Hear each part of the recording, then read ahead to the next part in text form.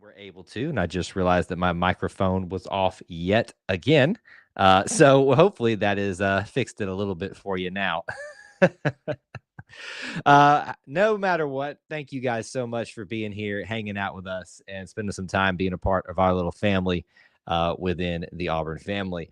As is typically the case on Wednesday evenings, we like to get together and hash it out, talk about it, discuss what's going on in the Auburn family, the Auburn experience. What is the Auburn experience? Well, for us, it's a variety of things, but we best quantify it as Auburn sports, Auburn culture, and Auburn family stuff, just to kind of throw everything else in there. The best way we could probably say it is if it's orange and blue, it's what we do, and of course, what we'll get into here on the show. So thank you guys so much for joining us in on that experience and hanging out with us this evening. It is a Wednesday show, so that means we are going to take phone calls, meaning that the phone line is now open and available on YouTube exclusively. Unfortunately, for those watching other places, you will not be able to see this particular link, but YouTube, if you come over there to that side of things, you can hit the link, be on camera, off camera, doesn't really matter. You get to make the choice, but you can sit there and talk to us a little bit about what's on your mind, what's on your hearts, what's on your souls. And there's plenty of that been going on the last couple of weeks in regards to Auburn football. So don't be shy.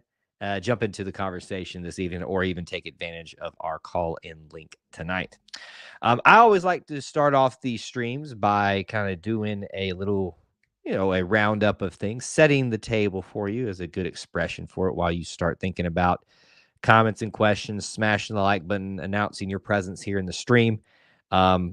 Certainly, obviously, with the bye week here, this is a good time for rest and relaxation from the up and down nature of Auburn football right now. Questions and topics around that from the last game, from the first 6 games. As much as I don't like bye weeks, it's always good when they do fall in like after the 6th game to kind of take a retrospective look of what's been going on. So that's certainly on the table. I can talk a little bit about that. I'm sure we will.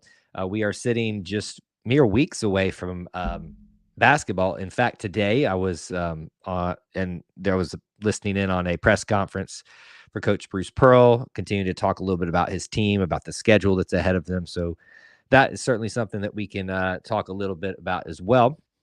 And then there's been lots of other variety of news out there that you all may be privy to or not. One of those things, and I want to make sure I get everything, all my ducks in a row on this one. But Dr. Lee Rawls Atkins, who is maybe not the most widely known name out there, but you've probably heard her name before, has a scholarship named after her for a student athlete in terms of academic honors. And she's a pioneer for women's sports and just women at the Auburn University. So she has passed away. So that's kind of it's a somber note, obviously, but it gives us an opportunity to be thankful for the people that have shaped the Auburn experience. And she is certainly one of those as well. So that's probably just a smattering of the Auburn sports, Auburn culture, Auburn family stuff, topics that we can get into on today's stream. You guys pick the stream topics from this point forward, unless y'all just want me to talk about whatever is on my mind today. While you guys are thinking about that, I'm going to start off with it's the bye week anyway, so let's start off talking about basketball. Folks, I hope that you are preparing yourself for what is going to be an exciting and yet a challenging year for Auburn men's basketball. The schedule that they have put together is absolutely incredible in terms of you having being a college basketball fan, not just an Auburn basketball fan. The names that are there, historically, the names that are there, like current wise, that are relevant to the landscape of college basketball, is so good and well rounded. But I think there's excitement about that. But I also don't know that Auburn fans have wrestled with what that means for the team this year. This means, Coach said it today during the press conference they did a press conference for the Houston matchup in their 2K24, the Battleground event, which is Auburn versus Houston, but also there's a couple other games. It's like a showcase event. going to be playing there as well. I think Rice and Florida State are also going to be playing there. But they did that press conference today, and there was a lot of talk about Bruce's schedule, about what that means for the team. And Bruce has said it again, folks. We will get exposed, maybe in good ways, but probably in some bad ways too. When you play this type of caliber teams this frequently in this season, you will get tested. As Neil says here, it means Auburn, and this is a very common phrase, but it's very true, battle tested by March. The reality is that Auburn basketball will have no excuses about whether or not they were battle tested, whether or not they were pressured, whether or not that they were put in situations to really find out what type of team they are under stressful circumstances. When you've got Duke at Duke, when you got Houston, essentially at Houston, it's in Houston, I think it's at a neutral site. When you have got Ohio State in Atlanta, when you have got the Maui Invitational and everyone that is going to be there, Purdue in Birmingham, and many more. And then the SEC gauntlet. There will be no excuses this year about whether or not Auburn was really pushed to what their potential could be. It will be with this schedule. And yet, as challenges is going to be, that's how excited I am to watch this 2024-25 season. David wanted us to switch some gears here. David says, does Auburn have any players in the MLB playoffs? I know Mize was on the Tigers. That's a great question. And let me pull up my resource that I have, because if you've noticed, we've done a little bit of baseball conversation, whether it's been on the main podcast, putting stuff out on YouTube and social media, about whether it's been the recruiting rankings, the facilities continuing to get built. There's been some opportunities. Fall ball is here. Talk about Auburn baseball. I'm trying to find my reference point here somewhere in my files. There we go. I got it now, because I want to read you off who was in who represented Auburn this year in the MLB level. They released this graphic, and I'm not going to have a second. It'll take me longer to pull it up for you guys. But 11 players in the MLB this year for Auburn baseball. Those names: Ryan Bliss of the Mariners. So no, we're now answering the question of playoffs. And I forgot who all was in the playoffs. Garrett Cooper, Cubs and Red Sox. Davis Daniel, the Angels. Richard Fitz and Bailey Horn, Red Sox. Edouard Julien, which is Twins. He's been there for a while. Casey Mize is with the Tigers. So the Tigers in or out, I can't remember. The Braves checked out, so I checked out, John Palacios of the Pirates, Daniel Robert of the Rangers, Keegan Thompson of the Cubs, and then another, wow, this is wild. You've got Garrett Cooper, who does Cubs and then Red Sox, I guess, and then Trey Wingenter, who does Red Sox and Cubs. I wonder if they were part of the same trade. But there you go. Mize was left off the roster for Detroit. He's not good. Well, let's be nice, Neil. Come on now. Be nice about it. Be nice. These are our guys. I will say this.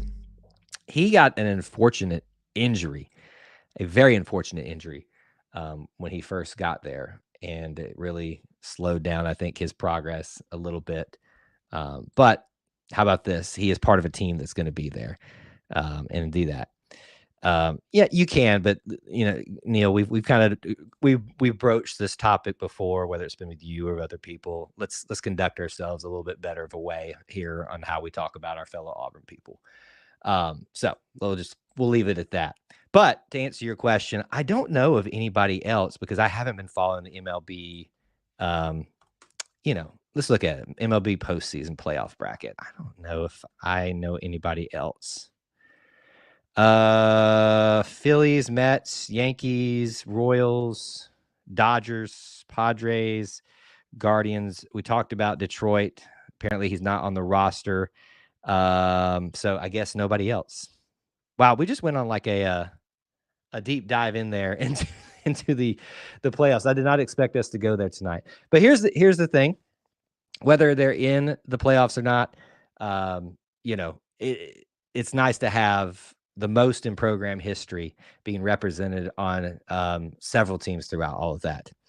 Um, um, okay, he wants to switch gears again. I guarantee that Auburn football does not lose this weekend. Okay. I feel like WT, you have made this joke or somebody that reminds me of you 1,000 different times already. It's probably the most overused joke on the bye weekend. Can we beat ourselves? And yes, the answer to that is yes, we can defeat ourselves. And we do on a daily basis, I would think. Michael, War Eagle to you. Good to see you, my friend. So, bye week stuff. Since he switched over there, we can go back and talk some baseball and stuff if y'all want to, but I think that's probably the most of it. Austin and I will probably bring it up on the show this weekend, talk about that group that's been represented in Auburn this year. Bye week stuff. What are you thinking about? What are you wondering about? What are you hoping for? What are you concerned about? I'm sure the concerns are more rampant than the, than the happiness of what's been going on with Auburn football. But it is nice that it's sitting here in the middle of the season, essentially after 6 games. Can we just address this again? I know we've talked about it. Anybody else super annoyed that we have 2 bye weeks this year? Is anybody else super annoyed that instead of starting on August 31st in the blazing hot sun, we could have just, started the weekend after and avoid 2 bye weeks this year? This has been one of the years of most frustrating scheduling and decisions about scheduling that I can remember. And I know that's a small thing to be worried about these days, but the fact that we've got to wait 2 bye weeks this year. When I first started watching Auburn football, as a practice, not just as a fandom that I was born into. And I realized that, wait, what's this? We sit out for a week? This is stupid. I hate this. I dreaded the bye week every single year. Now, as an adult, you kind of understand it for your team's sake. It's kind of necessary at points. It especially comes at opportune times. But the fact that we got 2 of them is very frustrating to me. I keep wondering if Coach Freeze is holding back because he's still recruiting and building. I wouldn't say that he is holding back, but I would certainly say that it's clearly evident where the most success is having, and thus it's easy to make that extrapolation that seems to, if there's that much success happening in that area based off rankings, based off stars, all that kind of stuff, that doesn't mean anything in the end, but right now it's good. Clearly there's some effort being put there, right? I would be highly suspect of any narrative that he's not trying his hardest, as you said, that wondering if he's holding back in something. I don't think any of that's going on because while I don't buy into the theory that losing will lose you a ton of recruits, in fact, I think it can help you in some ways. I'm sure he kind of in the back of his mind is concerned about that. So it's all involved. I wouldn't say holding back. And I know when things are going well, and I do this too, we all try to find those reasons for why why it's not working as well as it seems. And some of those things can make sense at times, some of them cannot. But I would not say that he's holding back. The second bye should have been a 9th SEC game. Unbeaten Lake says, I like that. I like that a lot. I get the feeling that we're getting close to another schedule announcement in terms of the future, because we know the 2025 football schedule for SEC is just the reverse of this, but we don't know anything after that. Now, if we follow the pattern, they'll announce next year's schedule, or excuse me, the 2026 schedule, probably early summer. So we're half a year away from that. Well, more than half a year. It'll be interesting to see if the schedule does do some changing around again to a 9th SEC game, things like that. It didn't even have to be a 9th SEC. We should just not have 2 bye games. Just be honest with you. Those who sow tears will reap in joy. Psalm 126:5. This is how I feel about the present team. Well, that's, yeah. Bringing it into perspective there. Bringing a word from the word there. I'm looking at the new college football landscape. Bama lost to Vandy. UGA doesn't look all that great. College football seems to be erratic week to week. So it's a good point. Let's talk about that. Everybody in the chat, do you like how erratic? Do you like how much parity there is, or do you prefer to have the best team still be up there? I know it's hard to pick that choice because that means Alabama and Georgia are up there. But like, what do you prefer? I mean, personally, I love it. A lot of comparisons right now to the 2007, Kyle, say it right, season with just nutso stuff going on. I think that was when Kansas and Missouri, I think even Vanderbilt for part of the time that season had done some crazy things. So it was just a wild, wild time. I love the erraticness. Seeing Vandy beating Alabama was funny. Oh, it was so funny. A lot of people like it. 4 number ones went down in a few weeks.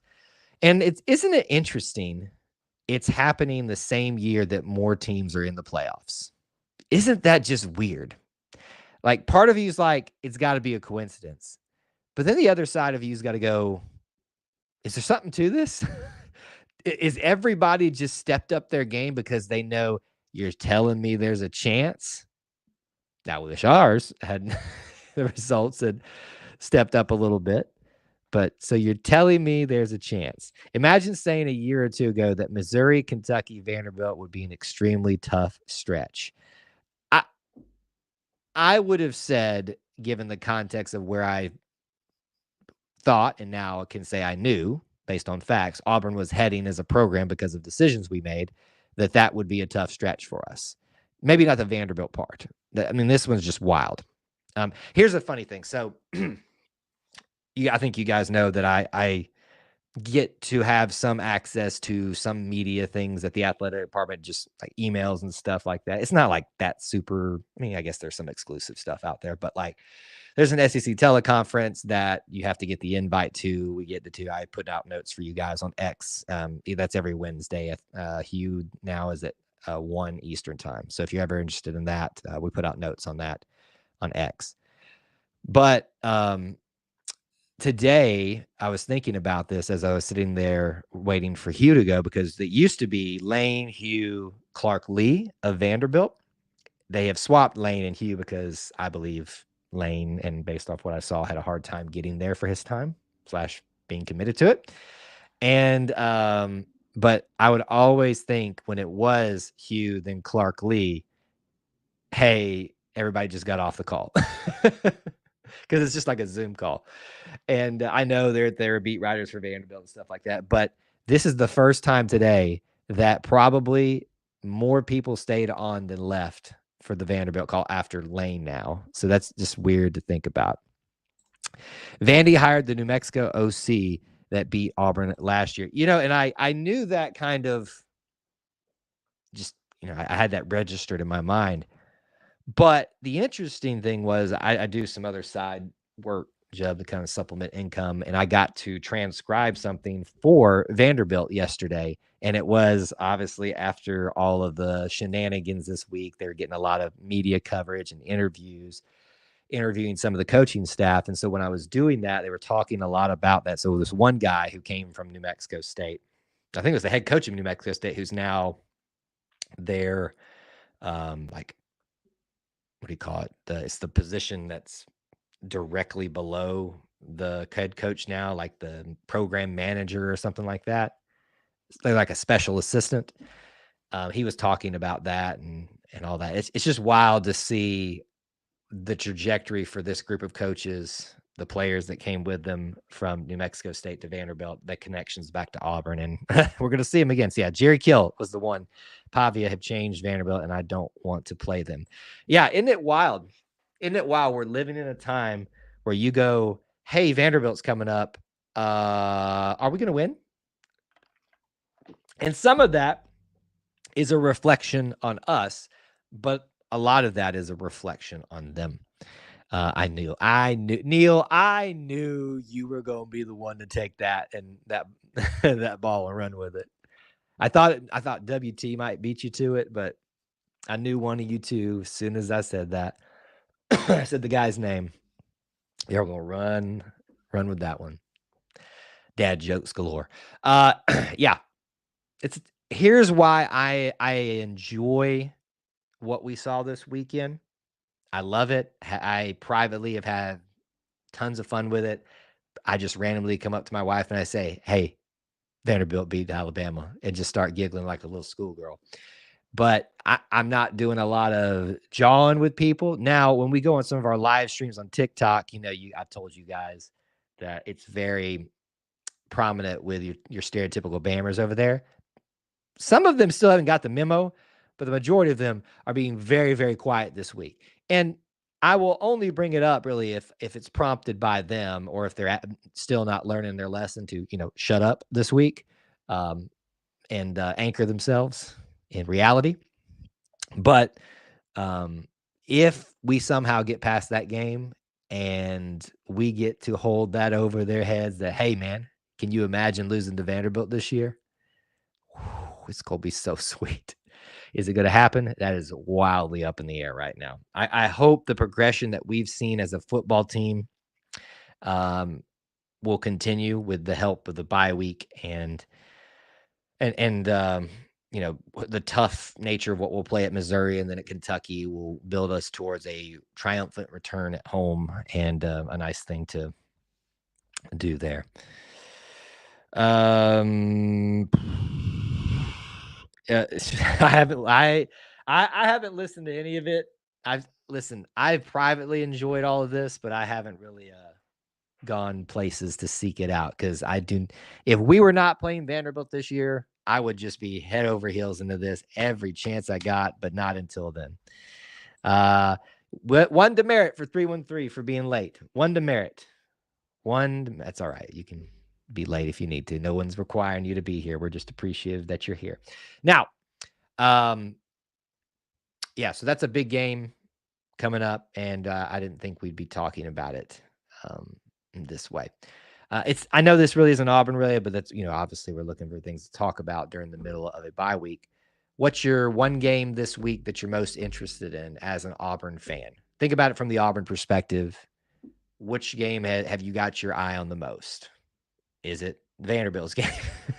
Because the reality is you still got to watch film technically on Missouri, on Kentucky, on Vanderbilt. If you want to go watch Lamo, be my guest.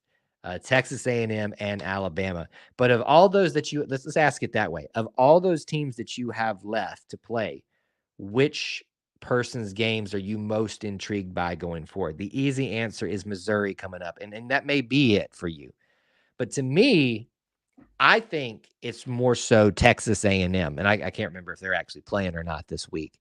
But to me, Texas A&M is the team that I'm going to be very intrigued by because I picked that as a win when we first started talking about the year, predictions, all that stuff at home because I just trusted that we'd be able to handle our business at home. What we've seen so thus far makes that very suspect, and Texas A&M at least looks like they're competent enough to put together a good game. Has to put that in a little bit of question now based on our performance and theirs. So I'm very intrigued because I think that game could be extremely important if we take care of business where we should be able to and get one of these upsets in the next two games coming up, because both would be upsets at this point. That's a very important game at home against what could be a very formidable opponent. How many wins do you see on the schedule? Obviously putting, my former prediction and my still current prediction 8-4, but I'm not going to shy away. That's what I predicted, but I think Lamo is a win. I know everybody's riding on this Vanderbilt high right now, and I know that it looks good for them right now. You have to remember they did lose to Georgia State. I think it was at Georgia State too. So I think they're a team that's got the potential to just catch you off guard, but I don't think they're going to catch anybody off guard the rest of the year. You don't do what they did in the historic nature in which it was accomplished and not have everybody's attention going forward. So I'll say Lamo. I'll say Vanderbilt. So that right there is 4 wins. I think you've got to get Kentucky or Missouri. I think Missouri at this point looks like the more likely of the two. Of course, I would have said Kentucky before that. So I think it's 5 is the most likely outcome at this point. Neil believes that we will upset someone. It's going to happen. It does feel like that's the Auburn way. It does. It really does. And it would not shock me in the least. WTC's 2 more wins on the schedule so far. I hope it's not the case. But how about this? We talk about bell curves, right? A lot. What's the most likely outcome? The most likely outcome at this point, I think, is 5. And then on the wins on this side, the losses on this side. On the wins side of things, I know it's mirrored on y'all's camera. It should be wins on this. Anyway, wins on this side. You have that next most likely option is going to be 6. The next most likely option on the other side is going to be 4. So less likely than 5, but not super unlikely. A couple other people were picking a couple games here. After Vandy, Bama, Tennessee, Arkansas this week, every game on our schedule is winnable based on game plan and execution. I'm not about to predict we win all of them, but we have a chance in all of them. And I think that's a fair statement, Thomas. I do. I think to look at the whole picture of Auburn, the whole picture of what has been presented thus far from the SEC is nobody's got, maybe Texas, a stranglehold on anything in the SEC. Teams that looked great, suddenly the next week look terrible. Teams that look terrible or your traditional terrible people, they're just now looking like they're competent. So you just don't know. So it's fair to say that Auburn has a winnable chance in each of these games. I think you're least likely to get at Alabama, probably still at your road games, right? Those are your least likely options there. Devin's in the house, maybe in the kitchen. It's been a while. We're going to start bringing that back, that running joke for Devin. Neil is really missing the LSU, Mississippi State, and Ole Miss. It does feel very foreign. I will grant you that, to not have them on the schedule. But as I've always said, Neil, if that gets me a quicker road to Florida, to Tennessee, and even South Carolina, because we've got Kentucky and some others on here, and I'm for it. Really, it's about Florida and Tennessee for me. I want to see them more often. I want to see Texas soon too. So I will forego those games to get what we potentially would get out of all of this. Back in the day, Michigan sent their players to boot camp for discipline and team building exercise. I think Auburn should do that. Well, it's hard to do that in the middle of going to class, but certainly that may not be the worst idea in the world at times. Can't look down on ULM and General Booty. What a name. Could be 9-1 entering the game. It could be, but let's keep in perspective of who they play, what type of schedule they play. Auburn is the type of team this year that if they don't take care of their business, they will lose the game. Doesn't matter who it is. They're also the type of team that is starting to show that if they play mistake-free football and their opponent makes a few mistakes, even on the road, they will find themselves in position to win the game. So we talk about this roller coaster ride with football every single year, but I think this is truly one of those years. So much. Glad you enjoyed the sideline footage I posted of the Bama game. Am I missing something? I don't. Is this a joke that I'm not? Is it like it's going right over my head? I don't know what you're talking about.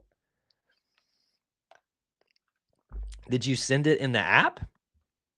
Am I just like having a senior moment and forgetting about that I saw something? Bart getting beat up. Did I see that? Is it in our Discord? Is that where it is? I may have just blanked on it. I'll go back and look and refresh myself. But sorry, it clearly didn't resonate with me. At this moment, it didn't. So sorry about that. Okay. All right. About 30 minutes into the show. We've already covered a ton here. So if you guys want to call in, please don't be shy. I'd love to hear some of y'all's voices that we've never heard before. WT, Corey, Neil, Unbeaten Lake, 313. The night's a good night where there's not a humongous audience and you don't have to worry about feeling embarrassed to give it a try. But anyway, please do call in if you'd like to. We'd love to hear some of your. Oh, speaking of, here's our first caller right now. It's one of our regulars. So let's go ahead and get him in while we've got a good place to stop and take some comments from a caller. It's Mr. Kevin. What's going on, sir? Hey, how you doing, War Eagle? War Eagle to you, buddy. How are you feeling this weekend or this week? Fine. Yes, sir. What's on your mind? Cam Coleman played good football against Georgia. I think he played all right. I think there's still a lot of expectations out there for him that some people have that are too high, but give him some time. He's also had to work through a few injuries, but Yeah. I'm not upset at him in any way. I'm still undefeated on the 2025 football game. You're still undefeated? Like you haven't lost a game at all? No, I'm playing Oklahoma tonight. Oh my. Well, you're much better than I am, buddy, because I have lost several games. In fact, I played a game last night against somebody as Auburn, and it was kind of like the Cal game where I could not stop making stupid mistakes, Oh my. and I ended up losing. Like I think it was like 10-7 because I could not turn over the ball, and they were like they weren't even like was an interception or two, but like Who was you playing against? I feel it was a blue team. It may have been Kentucky or something like that. I can't Oh remember yeah. exactly because I tried to block it out of my memory now because I could not believe that that I lost the way I was losing. But anyway, so well, congrats to you for being undefeated. And I think when we go to Missouri, we will win that game. I hope you're right because we need an upset right now. We need something to trend us in the When right direction, and we need that hey, one big.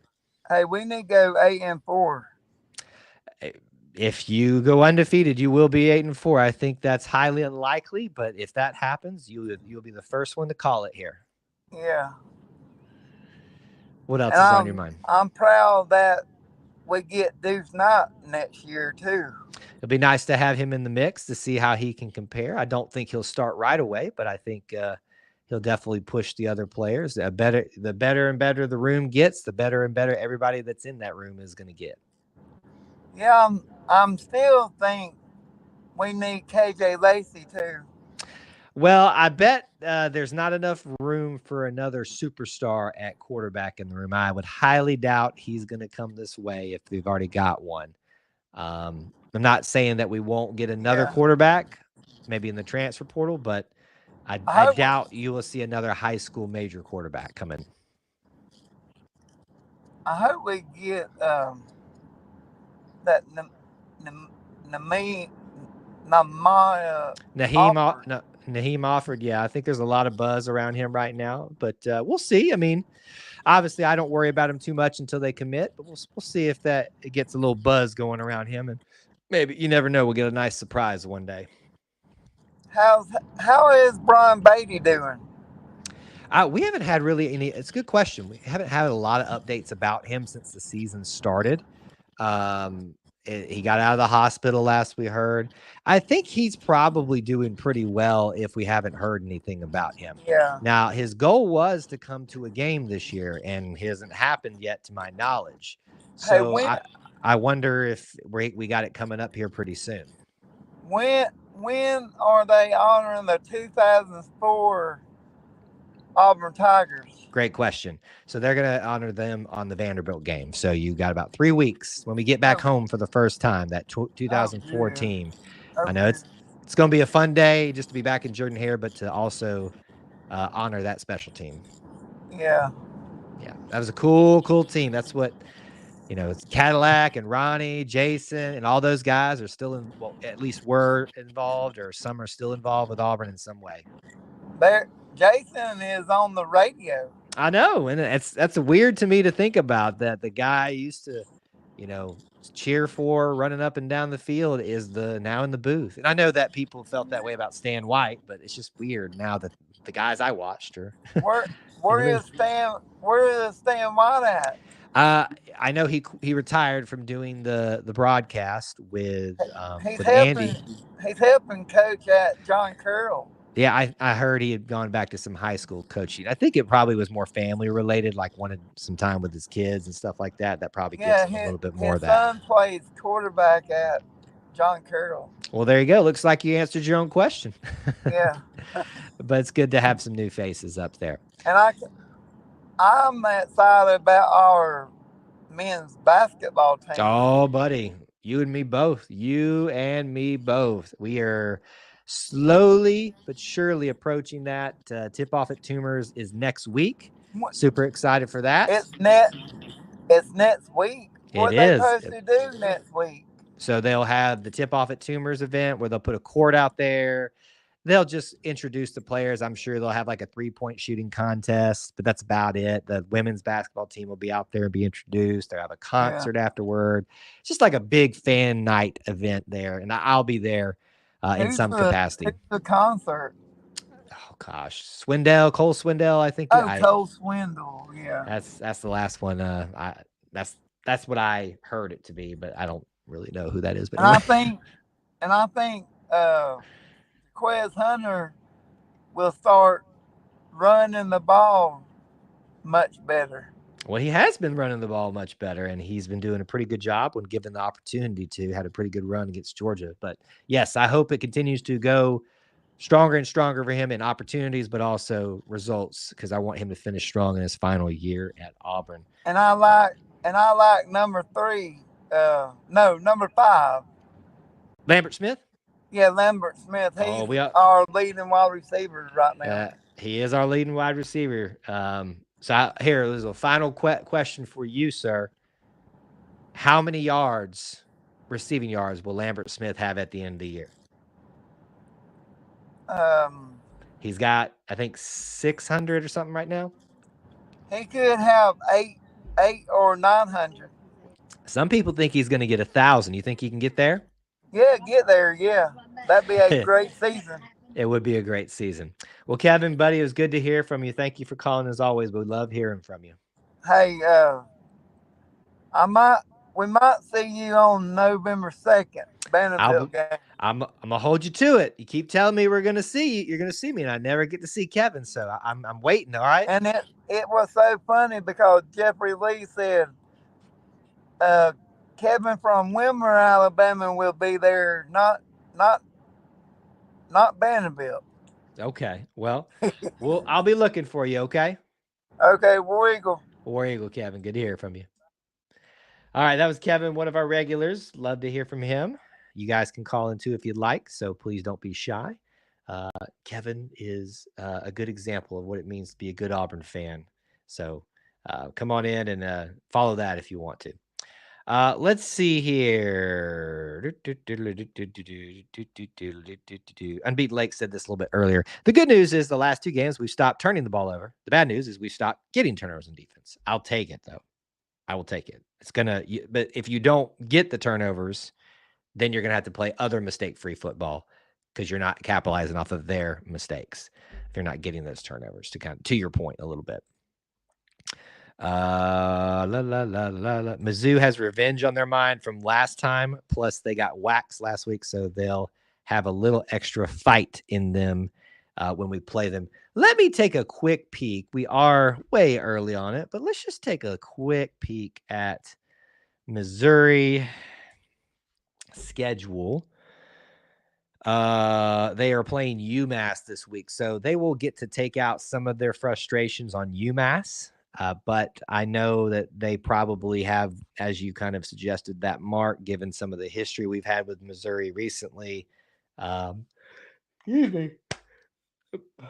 Battle of one of the Tigers, because there's several of us in this conference.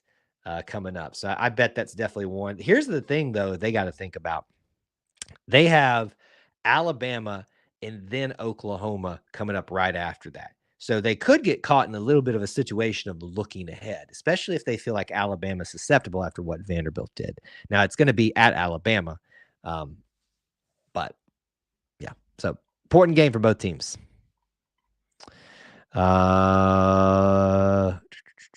Kevin is a busy man. He is a very busy man, more busy than me, it seems like at times. The funny thing was seeing Saban talking smack about Vandy and then had to watch Bama get trounced. I agree. You couldn't have written a better script than happened this weekend. That if the script is written that we win against Vanderbilt this year, you will all have your best counter to 4th and 31 and New Mexico State forever. There's nothing they can say to that. All right, we got our next caller in, so let's go ahead and say hello to him, another one of our regulars, Mr. Thomas Manville. What's going on, sir? What's going on, y'all? Is the camera better this week?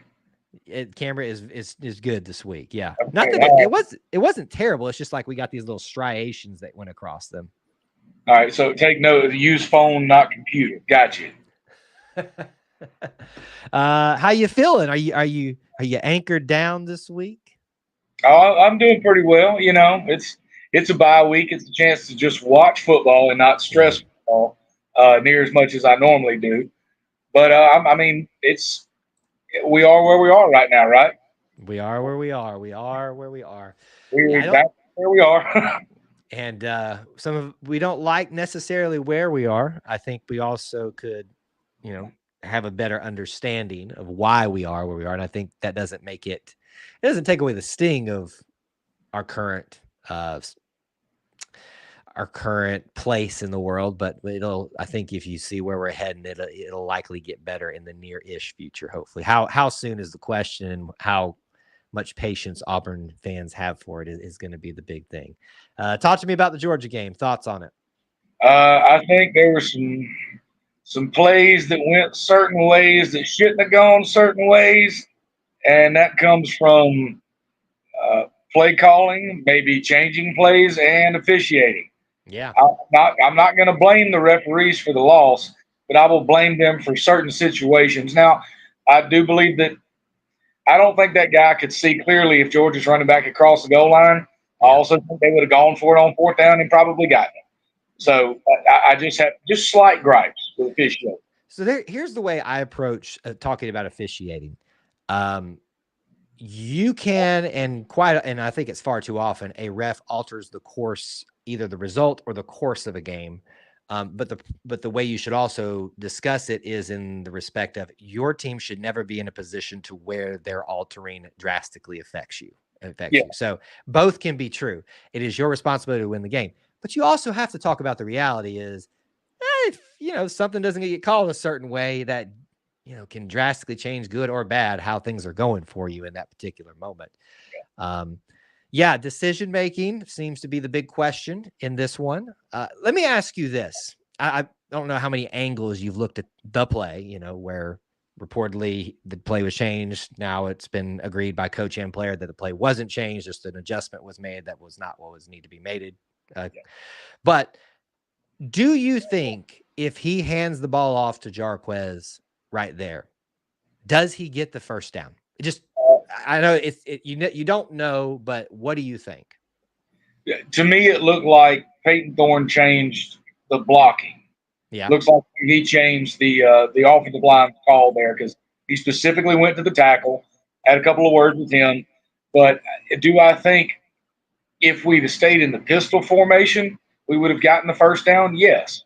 Had we run the play, whatever play it was, with Jarquez sitting right there to the right of Peyton Thorne after that adjustment was made, no, I don't see us getting that 4th down in any situation. Yeah. As many times as I've watched it, I just don't see it at all. I can't find it. That's a good point. And I think that's the way people need to kind of, when they're talking about it, they need to go back and look at it. So if he's sitting to the right here, if you look, there's an above view I've seen where there is, I think it's between guard and tackle, a hole opens up, but he's got to hand the ball if he's on the right side, coming across to him. And so by the time that handoff is made and including the two guys that were crashing down that got Peyton event, already. Yeah. That hole's probably gone to the point where he maybe just, hits the line of scrimmage and it's just a gut check at that point. But if you stay in that other formation, as you said, you called it the pistol, maybe that's a quicker handoff. That hole's there. He can get just enough and do what Jarquez does well. Well, yeah, you go back and you look at that overhead view where you're looking basically the NCAA 25 view. You're the quarterback. If you watch that play in slow motion, it was blocked really, really well to the left-hand side. Mm-hmm. Very, very well. Luke Deal was over there. Keandre Lambert-Smith came back inside the block. So I think we would have easily gotten 3 to 4 yards, a minimum 2, just enough to get the dadgum first down. Had that ball, it was called a dive play, so to speak. So that'd be Peyton Thorne gets the ball, Jarquez is behind him in the pistol, and you're running left. That's exactly where I would go. Yeah. And it looked wide open to me for the first down. Yeah. So does one play completely change a game?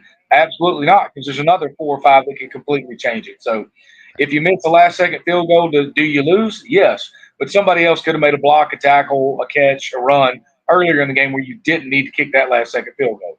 So I can only blame the loss on the way that we played.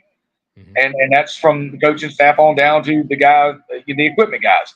Doesn't matter. It's a team effort, and we didn't get it done. So it's walking up to a loss. Now, did I think it was going to be that close? And I say close loosely because the end score it's a whole lot worse than it did at halftime, brother. It really does. Yeah. I don't like to say it, but I was pretty sure we was going to get blowed out.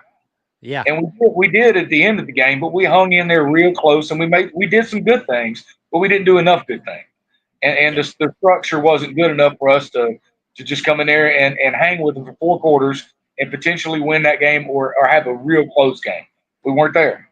Right. And what have we talked about recently? Auburn is not a team that has a large margin for error. That one major error could be a big, big impact that trickles down to other plays that have ultimately combined cause you to lose the game.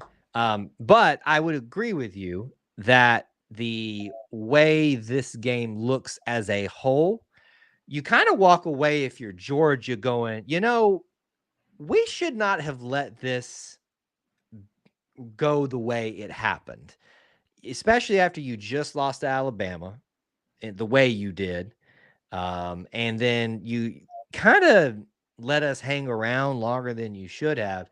It's a little bit it kind of makes you look at Georgia and go like, are y'all trying this year? Like, what's going on? I mean, I know they had a roaring comeback. It almost was against Alabama, but as we saw, certain things are possible this year. I'm not happy about the loss at Georgia, but I think I like some of the things that I saw after it, and I think that's an okay place to be. No, I agree with you. But let's tip our caps to Vanderbilt, not for who they beat, but how they beat them. Oh yeah, absolutely was a well executed game plan. And Vanderbilt, they don't win a lot of big games. So to our indoor friends, our nerd friends at Vanderbilt, untuck your shirts, leave your calculator at home, maybe say a cuss word when nobody's expecting it. You guys earned it, and I hope the strip in Nashville is. I hope that cleans up with a lot of folks and them goalposts going down the road. It must be a Tennessee thing. If you beat Bama, you got to go goalposts down the street. Hey, man. So that means Memphis, Middle Tennessee State, you're up next. So think about it this way. I had somebody, I don't know who to credit it to. I can't remember who said it exactly, but I was listening to either a podcast or a radio show today or something. And they said, I want you to just think about this as you're watching the Nashville people, the Vanderbilt fans carry that goalpost.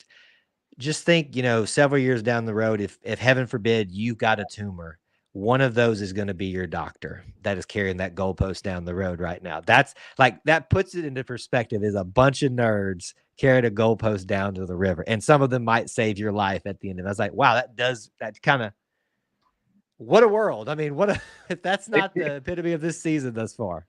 If you about to cut on me, baby, we anchored down that day. I will wear the black and gold. Oh man, what a day. I'm going to enjoy it, mainly, to some degree, but I will not start fully enjoying this until we beat Vanderbilt, if we can. at home. If that happens, that the day that clock hits zero, and I don't care if it's by 1 point, I don't care if it's by somehow possible half a point, I am going to be that day. Can you imagine losing to Vanderbilt this season? I can't. So, it would sting. It would sting bad. Yeah. Anyway, all right. So give me one thing. What is the one thing Auburn has to work on in this bye week in your mind? Communication. Because communication between the coaching staff and the players during the game. Okay. You can get it right all you want to in practice, but if it's not translating to the games, we got an issue. And you got a dadgum radio in your helmet, and the other guy's got a radio in his hand, and we can take a whole dadgum 2-minute timeout or another timeout, get over there and come up with a play and still screw it up. We got to talk more, and we got to talk in a way that everybody understands each other. Is there some rule? Why? Maybe I'm making it up in my mind when they were talking about this at the beginning of the season. Do you think there's some rule where it's cut off for like the last 10 seconds or something? Okay. 15. Can you? I want you to put yourself in Hugh Freeze's, shoes for a second. Imagine watching that play start to move in an adjustment where your mic's cut off, and you're like screaming, "No, no, no! Don't do this!" the entire time. I cannot imagine like the gut drop that just happened there for Hugh as the mic cut off. It's like, why will this thing work? Yeah. Well, I mean, even in there, the fans are screaming. So even without the microphone, it's hard to hear anything. It's hard to communicate with people. But me and my feeble little football mind would say, after we had that much time to talk about it on the sidelines, we shouldn't have screwed nothing up. And you could call a timeout, as Stan said. Yeah, you could definitely call a timeout. But if somebody's doing the absolute wrong thing of what we just talked about, we got a week. If we get this figured out, we better get it figured out. Yep. I think that's a good call. If I am coaches, I am doing a lot of putting ourselves in situations in practice this week where things are very stressful, blast the noise and stuff like that. And, have DJ Durkin just run some crazy stuff against us just to really put the stressor on the communication to make sure that it becomes so second nature that if this, then that, then this, then that in those situations, but it should never be this, then that, that type of thing. I agree. And I think there's a slight point to be made. And I don't want Hugh Freeze to change up his playbook, but if the guys can't get it done, maybe we can take a couple pages out. Maybe we can run something a little simpler here and there. Georgia knows we're going for it on 4th and 1. Just run it right at their face, man. Yeah. Just tighten up your chin straps, tie your shoes. Let's go. It's SEC football. I don't like the tiptoeing, and I like RPOs when they work, and so does everybody else. But in a critical situation, my thinking, and there's a reason I'm not the head coach. There's a big reason. I wouldn't know what to do with that kind of money, first off.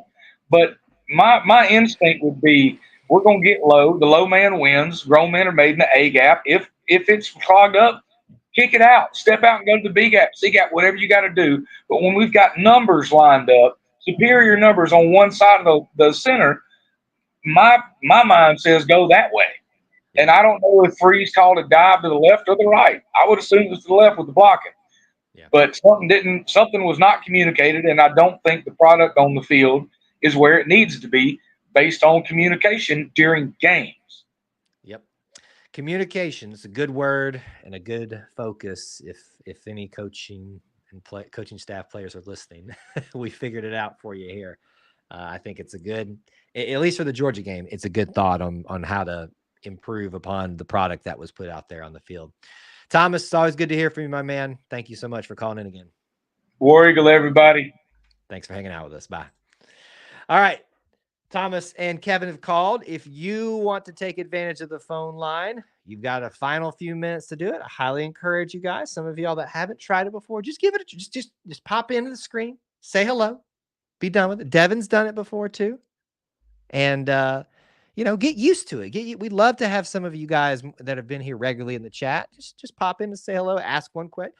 Do it the way they do it on the Paul Five Mob show. I'm gonna ask my one question. I'm gonna hang up and listen. If you do that, I just want to see new faces and stuff. Not that I don't love Kevin, not that I don't love Thomas, But let's get some of you guys that have been here regularly rotated in here. So that'll be open for a few more minutes. I'll go ahead and close it down just so I don't forget to turn it off when we sign off. But please take advantage of it if you'd like to. And yes, we always agree. Love to hear from Thomas's perspectives. I think Aria is catching the wrong gust of wind and jinxing us. Well, that can't be the case at the away games, but that windy game, who knows? This year's been so cattywampus. It could be because the Eagle flew not as well as it could have. It's been Indy, the bald eagle, a lot this year. By the way, I want to give if you are in the Conquer Club at the Eagle tier, the Tiger tier, the top one, I sent you guys it's in the Patreon app. I couldn't get it to upload into the Discord. There is a preview. I got a Spark of Inspiration for a video that I want y'all to go check out. Give me your thoughts on it for something that we'll do next year. Would love for you guys to give me some perspectives on that. So go check that out in that tier of the Discord. It's not that scary to call in. It is not. I get it though. I really do. Let's see if there's a couple other comments we missed while Thomas was talking. My dad says, keep saying, unless Jarquez is getting 100 yards or more, we aren't winning. This has been true except for Alabama, and Jarquez has had one game rushing over 100 yards. It is, while I'm not going to disagree with that completely, I think, unfortunately, the parts that's missed, that's a very simplistic view of that. And I do think sometimes what's missed in there is that when you find yourself behind the 8 ball a lot, as Auburn has had, you have to throw the ball more to get back into the game. I think that's missed a lot in that conversation, but I will still agree with you that I want us to run the ball more, period. I don't care if it's Jarquez. I don't care if it's Damari. They both have fumbled the ball. I don't care if it's Jeremiah Cobb. I don't care if it's Peyton. I want us to run the ball more. Run the dang ball, as they said in the the blind side. Run the dang ball. All right. I think Brian's here. Let's see if we can get him in. He's in the dark. You there, Brian? Oh no, the dark screen got him, ate him up. Brian, keep trying. We'll get you in here, buddy. Once I see you either appear in the here we go. Hold on. Brian, you there? I'm still in the dark. Can you hear me? I can hear you now. All right. Sorry. How are you doing, buddy? I'm good. I just, I missed most of the show because I got a phone call, and that's how the fall has been for me. We're 6 weeks in, and I think I've got to watch 2 full games and parts of others, and it's been a disappointing season as a fan. Yeah. Not only in terms of the scores, but just being able to watch my favorite football team. I even thought about this the other day. I was like, I feel like Brian's been like very busy this week. I haven't heard from him as much, and so it's a good year to maybe check out a little bit if you need. I don't want to. I'm not checked out. It's just I'm watching them on DVRs, and I'm missing the stream, and you know what I mean. It's horrible, but I'm hopeful my schedule gets lighter. I have a plane ticket and a game ticket to Vandy. I'm excited for that. It seems like maybe that'll be a little bit better game than we first thought. But oh yeah, I think so. Hey, great point to bring up here. Not only do I want to see you, but the story of not Dee Ford the player, but Dee Ford the British lady. She'll be there. She's going to be there, and yeah, she'll be there. Her and I messaged a little bit on Facebook. Oh, good. I'm glad. Okay, so I don't need to do any introductions then. I was going to say, I got a little friendship there. So no, you can. I'd love for you. So my grandparents are British. My grandfather fought World War II in the British Army. Okay. So when I was in England last fall, we messaged a little bit, and fortunately, it didn't work to connect. So I'd love to connect with her in Auburn. She's sure she's a treasure. She is a treasure of a lady. In fact, when we did the Dormant podcast series, Auburn Roots, she's the very first episode that we did. Yeah. And the story behind that is, if you go and listen, it's a very rough cut because it was the first episode I did of that series. I think I even explain it, I actually recorded that a year before the episode came out because we weren't ready to do things with it yet. Okay. But it tells her story and all that kind of stuff. But certainly, it feels like you're not doing the Auburn thing when you have the opportunity to. Don't go meet Dee Ford at this point. You need to, right? Yeah, she's. I'm very bummed. I'm actually seriously bummed I didn't get to meet her when I was in London. It's because that was been. Yeah, on her turf, and she actually gets to like take the lead in that sense and like Yeah, show and you around. her turf, and I was there the day of the Iron Bowl last year. That's the day I landed in London. Right. I had some jet lag going on. I watched about the first half. I fell asleep. I woke up. I hate to say this. I woke up right as we muffed the punt, and it was just, yeah. You're to blame. You're to blame. I really Brian. think I am. I hate saying that, but Look, I have already. I've said, I don't know if you've been on the show where I've explained this, but I had a different person sitting next to me in my season ticket seats that year for that game, and made friends with an Auburn fan.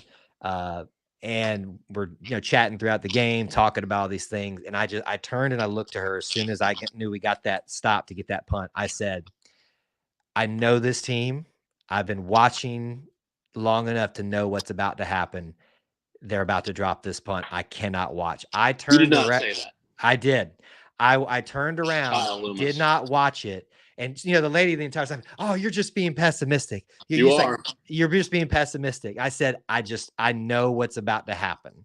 And I turn around. So she's like, she's facing the field. I'm not. And I can obviously still make eye contact with her. And I start hearing some noise around me. And she just kind of cuts her eyes at me. And I said, I told you. Kyle Loomis. I knew it was coming. I was half asleep, sitting on a couch in London.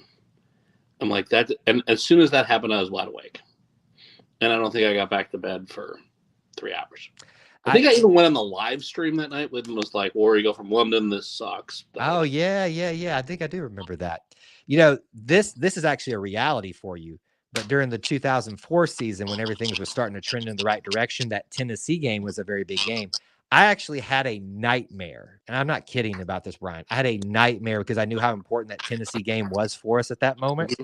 Of Cooper Wallace. This is how specific this is. Jason Campbell, we're down by less than a touchdown, and we need this to win the game. Time's running out. Jason rolls out to the right from about 15 yards out and finds Cooper Wallace right there in the end zone, hits him in the hands, and it drops out of his hands as he goes to the ground, and we lose the game. And I woke up in a cold sweat screaming. Thankfully, it didn't end that way. No, thankfully. So how do we feel Jason's doing on the radio? I kind of like him. I haven't had the opportunity to listen to him much, but when I do hear him, it seems like he's doing a pretty good job. I listened to him Saturday. I was in the car for about an hour and a half of that game, and it was on the stream off the Auburn app. Listened to him and Andy, but I think he does a good job. He's not sunny with basketball, but he's good. Right. And I think it's year 2 for him. So he's going to continue to get better and better. And the thing for me is this, I'm going to give you so much grace because I love the fact that Jason is the color commentator, that Ronnie's the sideline does sideline reporting with us. Will Herring does sideline reporting with us. Yeah. The fact that Carlos Rogers is on a pregame video. The fact that I haven't seen the pregame yet. Yeah, he does the fourth quarter video this year. Okay. Sorry, spoiler alert for you. No, it's fine. I'm good. Cadillac was our head coach.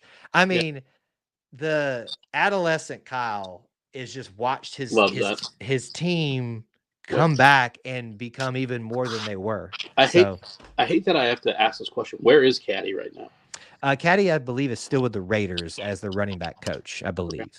Right. I think he'll probably my guess is he'll probably stay in the NFL for a little while. I don't know personally. I just taking a guess.